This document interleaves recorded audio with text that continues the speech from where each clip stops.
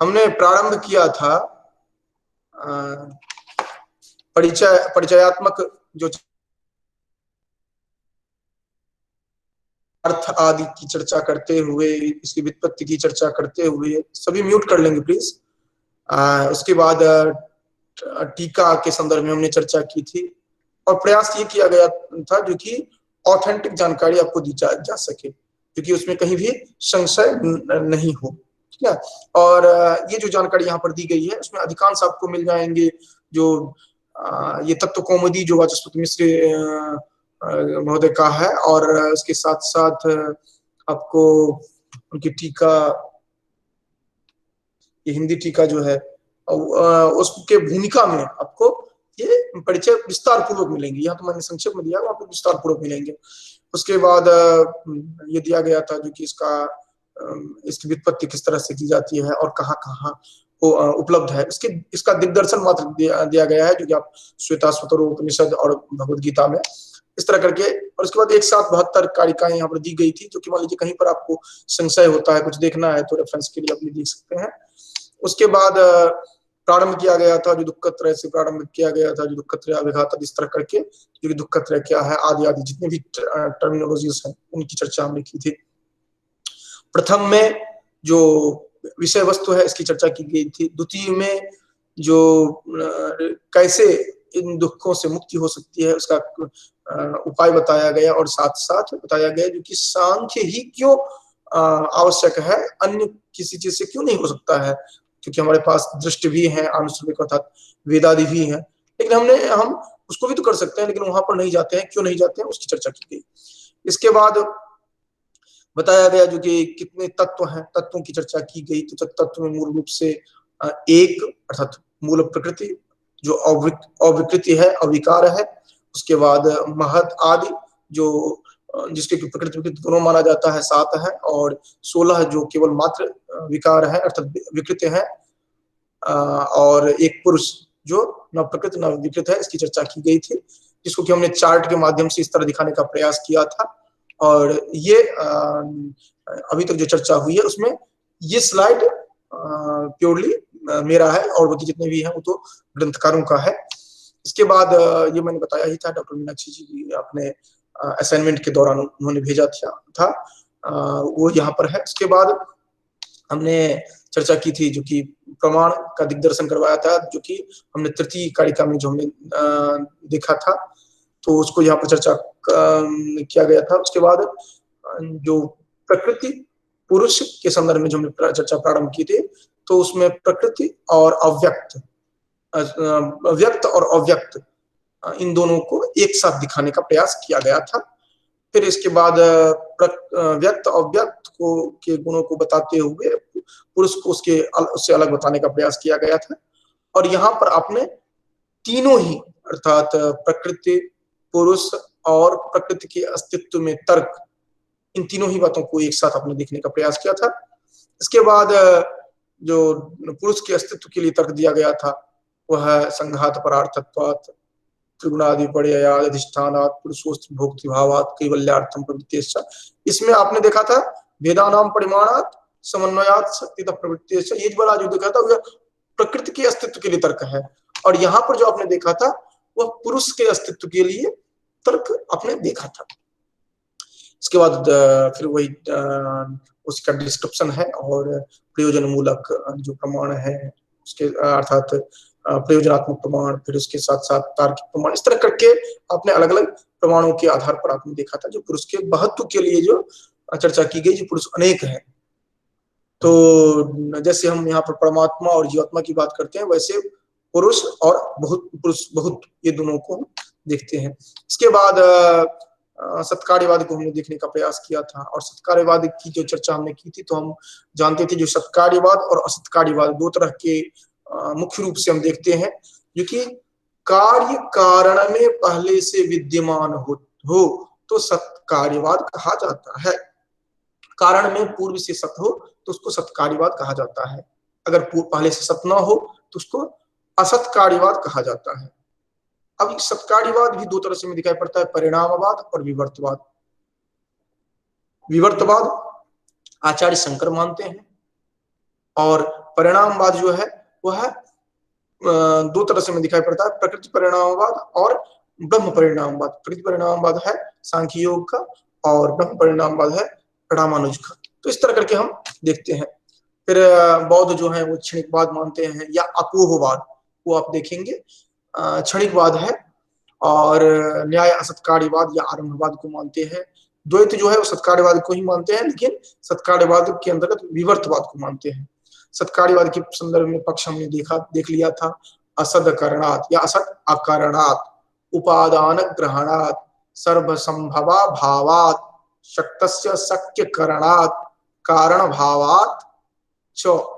ठीक, इस तरह से हमने देखिए नवीं कारिका के अंतर्गत। और यहाँ पर पूरा एक एक करके विस्तार पूर्वक यहाँ पर बताने का प्रयास किया गया है। इसके बाद आप देखते हैं पुरुष के नानात्व को, ये आपने देखा ही था। इसके बाद यहाँ पर फिर विस्तार पूर्वक दिखाया गया है, जिसमें हमने अयुगपत पर ही चर्चा हमने की थी लास्ट स्लाइड में। इसके बाद हम आते हैं सृष्टि प्रक्रिया पर, जो उस दिन शेष रह गया था। सृष्टि प्रक्रिया के अंतर्गत हम क्या देखते हैं कि प्रकृति जो है, क्योंकि सृष्टि कहाँ से प्रारंभ होना है, वह होना है प्रकृति से, और किसके सहयोग से? पुरुष के सहयोग से। फिर मैंने एक बार बता दिया आपको पहले ही, प्रकृति पुरुष का अभिप्राय आप स्त्री पुरुष के रूप में नहीं देखेंगे, क्योंकि जहां सामान्य रूप से हम चर्चा करते हैं तो तुरंत ध्यान में आता है जो प्रकृति जो है वह स्त्री और पुरुष जो मेल है उसके रूप में आप देखते हैं। इस तरह की गलती नहीं करेंगे, क्योंकि ये इस तरह अगर करेंगे तो फिर आप समझ नहीं पाएंगे। तो प्रकृति जो है जड़ है, पुरुष जो है चेतन है, या फिर बॉडी और माइंड के रूप में अगर आप देखना चाहें तो कुछ हद तक आप उसको समझ पाएंगे। या फिर मैंने और भी चर्चा की थी जो कि किस तरह इसको समझेंगे। अब देखिए, जड़ है प्रकृति, भोग्या है, अंध है और त्रिगुण साम्यावस्था, ये सभी बातें आप ध्यान रखेंगे। प्रकृति जो है जड़ है, या स्थविर कहते हैं, या फिर कहिए त्रस कहिए, स्थावर कहिए, जो हिलडुल नहीं सकता है ये कहिए, या स्टैटिक कहिए। और भोग्या है, जिसका कि भोग किया जा सकता है, इसका भोग किया जा सकता है।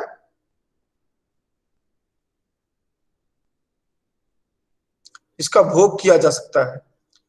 और पुरुष क्या होगा? भोक्ता होगा।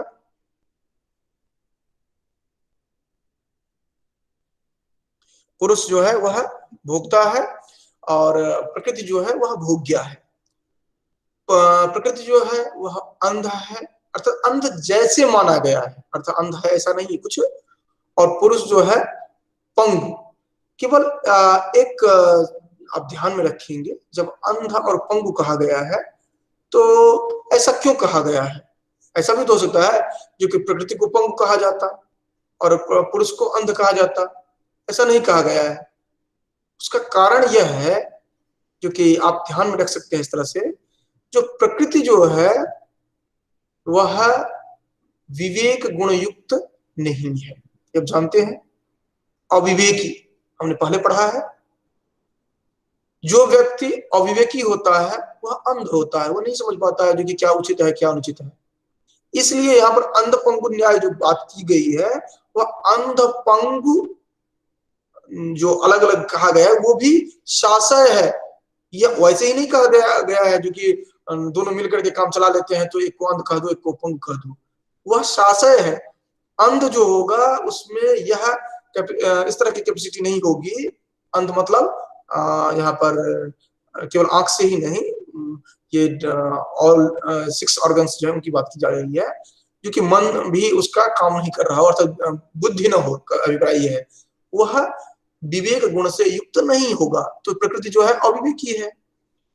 पुरुष चेतन तो है, लेकिन चेतन का क्या काम होता है? जो कि चलना फिरना, हिलना डुलना, लेकिन ये होते हुए भी वह जा नहीं सकता है वहां तक, इसीलिए उनको पंगु के रूप में लिया गया है। तो ये बात ध्यान में रखेंगे, जो कि अंध पंगु ऐसे ही नहीं कह दिया गया है। फिर निस्त्रय गुण, एक तो त्रिगुण साम्यावस्था है, जो कि इक्वल अर्थात अनुपात अगर समान हो, अर्थात 2:2 के रूप में अगर है तो समझिए ये साम्यावस्था है प्रकृति की, अर्थात ये लयावस्था है। और पुरुष जो है उसके ठीक विपरीत है, वहां पर न तो सत्व है, न रज है, न तम है। उसके बाद फिर हम देखते हैं सृष्टि प्रक्रिया प्रारंभ होती है। तो सृष्टि प्रक्रिया जो प्रारंभ होती है वह महत, बुद्धि, फिर अहंकार, महत या बुद्धि, उसके बाद अहंकार, अहंकार के बाद पंच ज्ञानेन्द्रिय, पंच कर्मेंद्रिय, तन्मात्र, ये मन, तन्मात्रा, और फिर तन्मात्रा से पंच महाभूत देखते हैं आप। फिर उसके बाद आप जो देखते हैं संसार में जितनी भी बातें देखते हैं वो पंच महाभूत से निर्मित होता है। हम पंच महाभूत तक की चर्चा करते हैं। तो महत, बुद्धि, अहंकार। अब देखिए मूल प्रकृति, प्रकृति है अविकृति है, ये कहते हैं उससे प्रारंभ होता है। कैसे प्रारंभ होता है? जब पुरुष उसके संसर्ग में आता है, पुरुष वहां पर उपस्थित होता है, क्योंकि त्रिगुण साम्यावस्था प्रकृति है। त्रिगुण साम्यावस्था प्रकृति है, वहां पर जब तक विक्षोभ नहीं होगा तब तक सृष्टि नहीं होगी। अर्थात लयावस्था में किसी न किसी रूप में विक्षोभ होना चाहिए, तो उसका हेतु बनता है पुरुष। पुरुष के संपर्क में आने पर उसमें क्षोभ उत्पन्न होता है, और वह त्रिगुण साम्यावस्था नहीं रह जाती है। त्रिगुण में तीनों गुण जो है उनमें जो समानुपात था वो समानुपात से हटता है। वह किस कारण से? पुरुष की उपस्थिति के कारण। उसके बाद सृष्टि प्रारंभ होती है। तो सबसे पहला जो प्रोडक्ट है, सबसे पहला जो सर्ग सृष्टि है वो उत्पन्न होता है महत या बुद्धि। ठीक। और आप थोड़ी सी बात उससे पीछे जब आप चर्चा करते हैं नासदी सूक्त आदि की, वहां पर क्या आता है जो कि कामस तदग्रे, वहां पर जो जितनी भी बातें हमने देखी उसके बाद वह इच्छा जो है वही वहां पर पहुंचता है। और वो इच्छा जो होगा वह किसी न किसी रूप से आप महत या बुद्धि से उसको रिलेट आप कर सकते हैं। हालांकि डेप्थ में जाएंगे तो थोड़ा सा अंतर आपको दिखेगा, लेकिन मोटे तौर पर आप कर सकते हैं। फिर वहां से अहंकार, अर्थात महत बुद्धि के बाद अहंकार देखते हैं। अहंकार के बाद आप देखते हैं जो कि पंच ज्ञानेन्द्रिय, पंच कर्मेंद्रिय और मन। ठीक। अर्थात ये एकादश इंद्रिय को आप देख पाते हैं। उसके बाद एकादश इंद्रिय के साथ साथ ये पंच तन्मात्रा, ये इसके लिए ये जो है इसको आप ध्यान दीजिए। ये चार्ट आपके लिए उपादेय है, पर हमने चर्चा की थी कहाँ पर, सृष्टि प्रक्रिया के लिए चार्ट बनाया था एक, ये तो प्रत्यय सर्ग का है। मैं चर्चा तो किया था जहां तक ध्यान आ रहा है।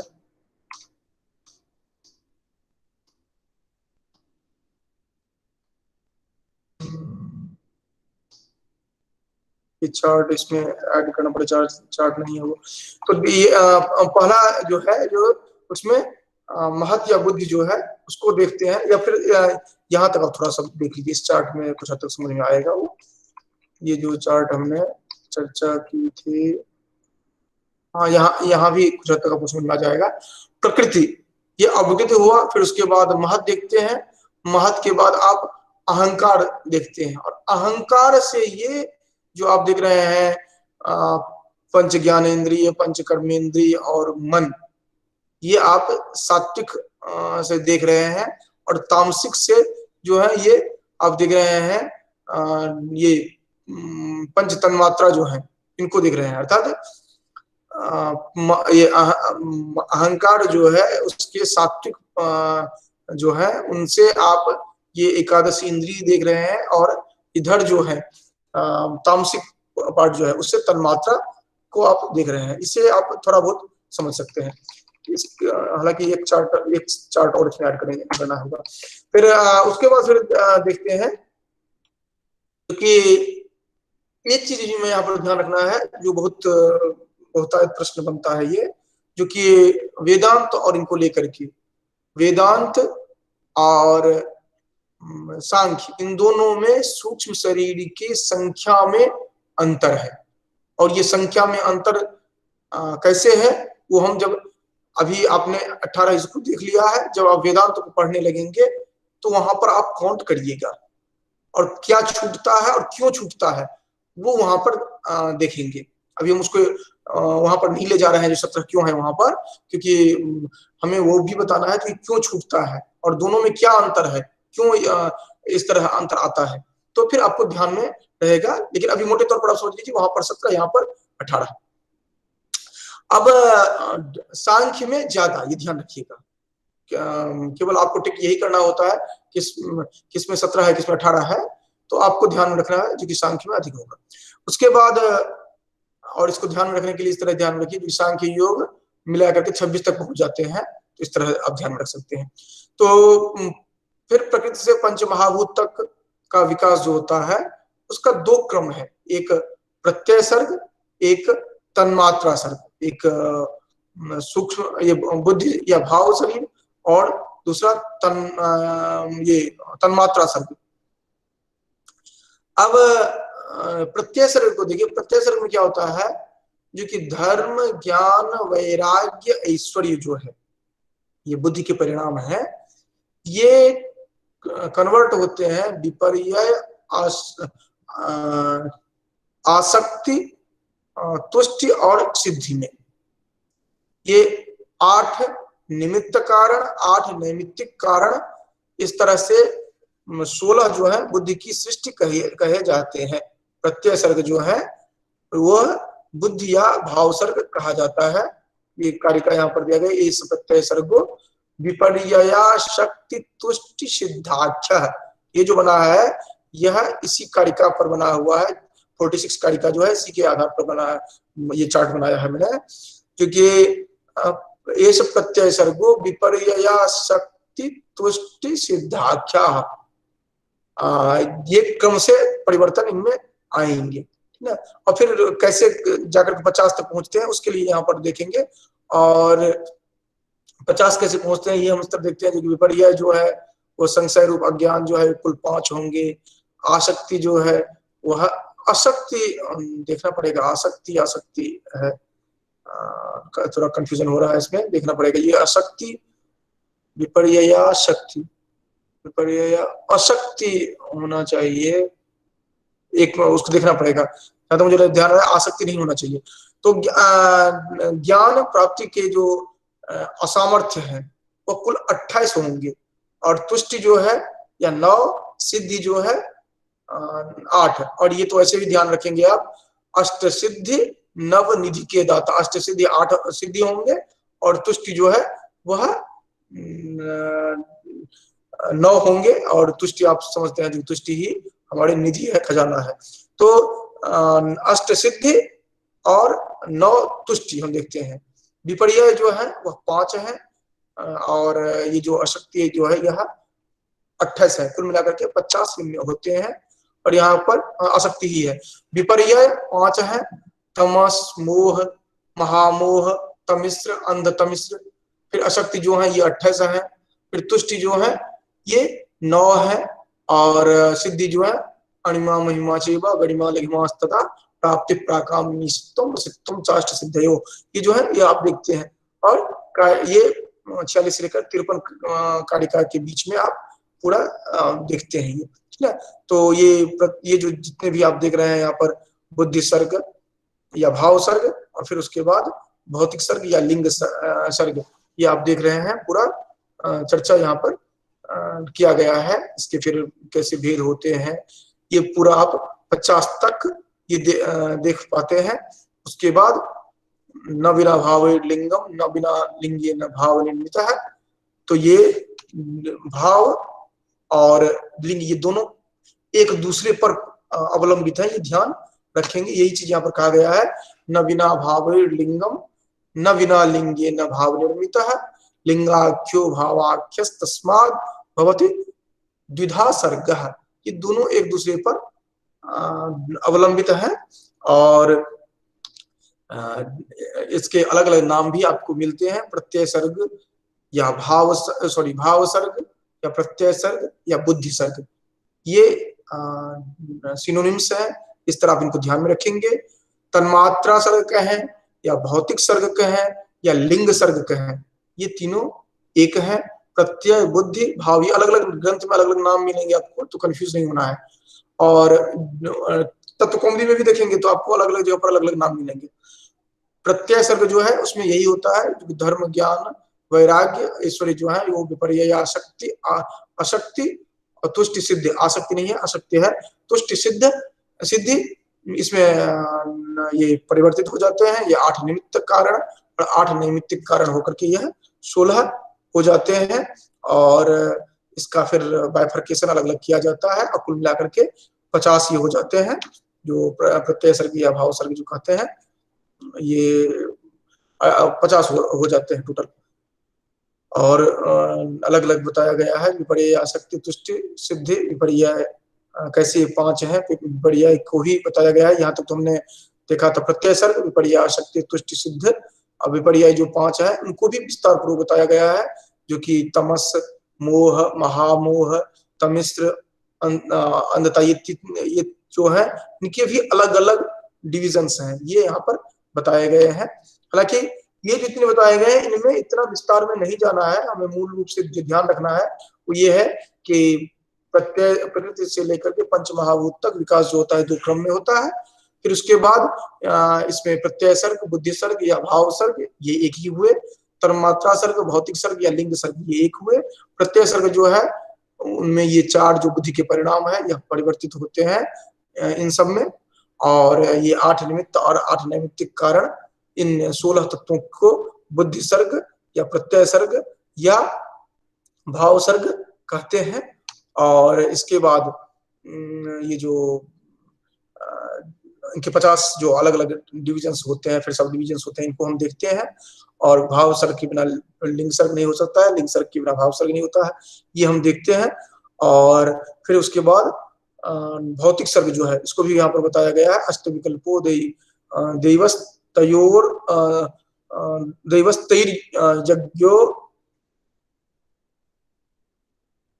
ये देखना पड़ेगा, ये 53 जो है, पंचधा भवति मानुष्यश्चैक विधा समासतो भौतिक सर्ग, ये दोनों एक दूसरे पर अवलंबित होंगे, और इसके बाद ही ये हम जो देख पाते हैं, क्योंकि इस कारण से इसको जो तन्मात्रा सर्ग कहते हैं, भौतिक सर्ग कहते हैं, इसीलिए इनको कहा जा सकता है कि यहीं से प्रारंभ होंगे आगे प्रक्रिया। तो इस तरह से हम सर्ग प्रक्रिया को संक्षेप में देखते हैं। फिर प्रमाण पार्ट जो है वो शेष बच गया है, तो हम नेक्स्ट क्लास में देखेंगे। प्रमाण और गुण भी बचा हुआ है, गुण को भी हमें देखना है। तो इस तरह से 2 विषय वस्तु बच गए हैं जो कल हम इसको कंप्लीट करेंगे।